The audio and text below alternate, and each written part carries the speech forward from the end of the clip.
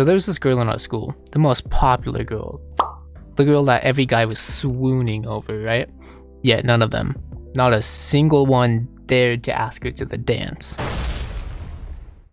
Until this brave soldier right here came along. So a little backstory, I had a crush on this girl for the longest time. Probably ever since middle school. Me and this girl, we go way back. I was kind of friends with the friend group that this girl hung out with. And by friends, I kind of mean I talked to some of the people in the group every now and then. Like we would walk past each other in the halls and I'd be like, hey. And they'd be like, what up? Other than that, I wasn't really like close friends with them. Already a great start to this, right? I told some people in our friend group that I wanted to ask her to the dance, right? And this was probably like freshman, sophomore year. And they were like, alright Bill, I got you, can help you out. So the plan was, I made this little volleyball proposal thingy for the dance because she was a volleyball girl and she liked volleyball and stuff. We had PE together at the end of the day and some of her friends were in that class and they agreed to help me with this proposal. The plan was that, oh, how do I do this? Imagine this is the side of the school, like this, like this. And then this right here is like the front of the school, right? So right here and here are both doors.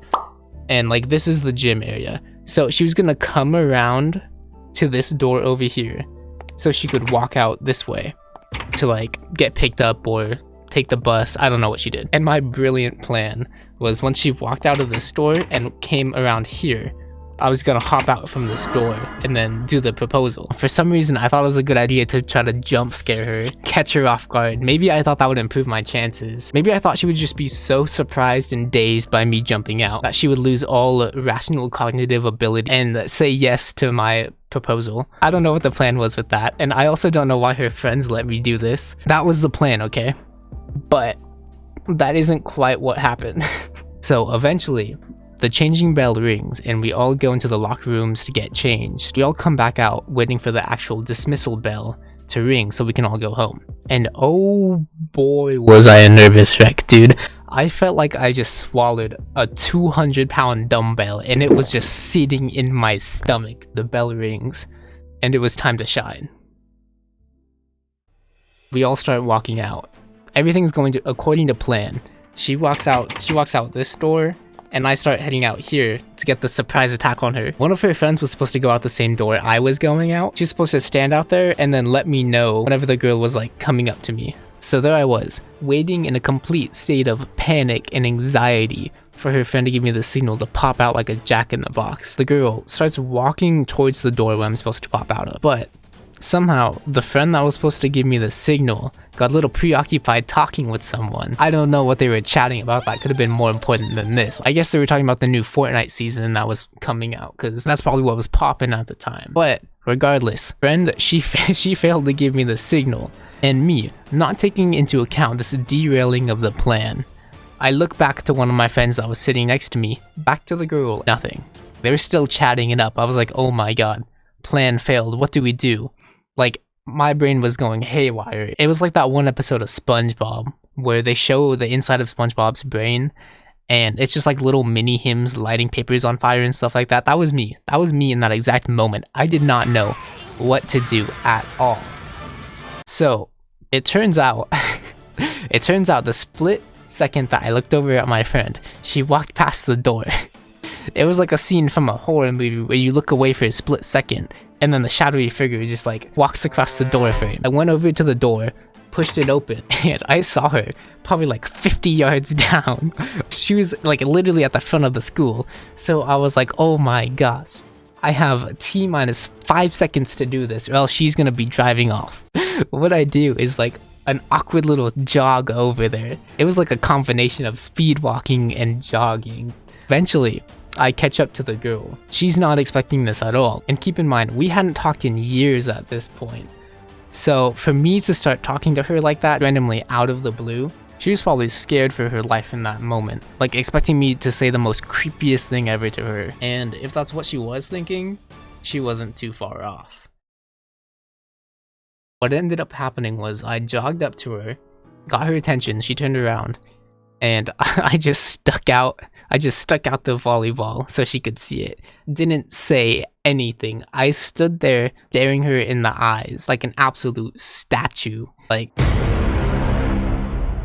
that was probably the creepiest thing ever. Finally, she read the volleyball and it processed in her mind. I think it said like, I don't know, it just said something about going to the dance with me. And she was like, oh. But then, boys, she said yes.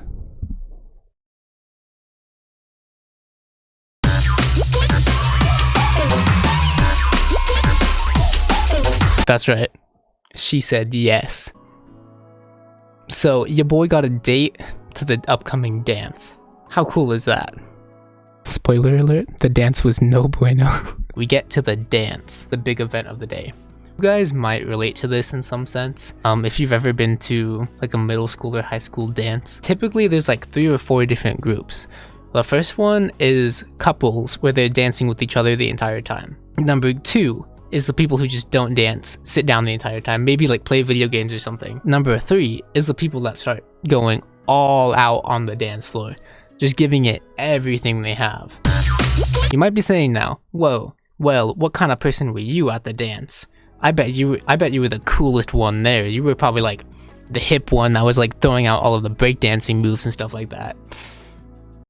You'd be very wrong. So I was kind of in between, like hopping around the described dancing as a couple and kind of just off doing your own thing. Because typically when I went to dances at that time, not as a couple, I had like my friend group, you know, and we'd kind of dance and stuff every now and then, but most of it was just like sitting down, talking and stuff like that. But this time, however, I had a date for the dance, and none of my friends showed up to the dance, except for one of my good friends. But he was already a part of the group that I was with, so and I'm pretty sure he had a date with the dance too, so couldn't really just go hang out with him because he had a date. But I was stuck between this weird state of like being there as a couple and also not, because it's not like me and the girl were dating or anything like that. We just said yes to going to the dance with each other. All of the couples, whenever a slow song came on, it was like bam, they would wrap their arms around each other, start dancing, and then the millisecond that it got done, they would just separate and then go back to being socially awkward. And that's exactly what happened with me and her. Whenever a slow song came on, bam. Whenever it ended, bam. We barely talked throughout the entire thing. But I remember one of the slow songs they did play, me and the girl actually did talk a little bit. And there we were, slow dancing with each other like 2 Endermans from Minecraft with their arms fully extended out, just swaying from one side to the other. And I remember hitting her with this absolute banger of a line. It was something straight out of like a Wattpad fanfiction, dude. I said verbatim, "You look really pretty today." Then probably hit her with one of these.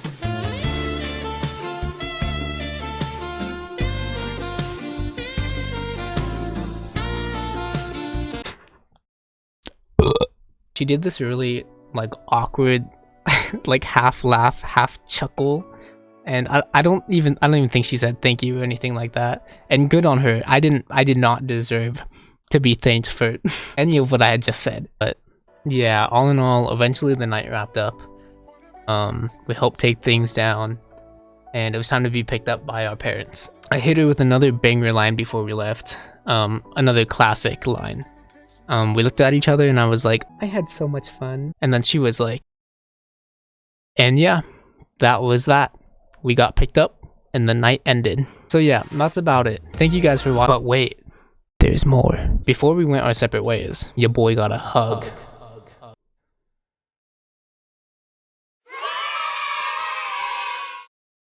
You know, now that I think back on it, that might actually have been my first hug ever by someone. So yeah, that was pretty cool, I guess. You win some, you lose some, you know? A win is a win. So yeah, that's about it, really.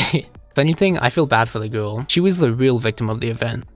So yeah, I'm sorry. You're probably not watching this. There's no way you're watching this, but I do apologize for putting you through the most probably excruciatingly painful and the most awkward night of your life. So I sincerely apologize from the bottom of my heart for that.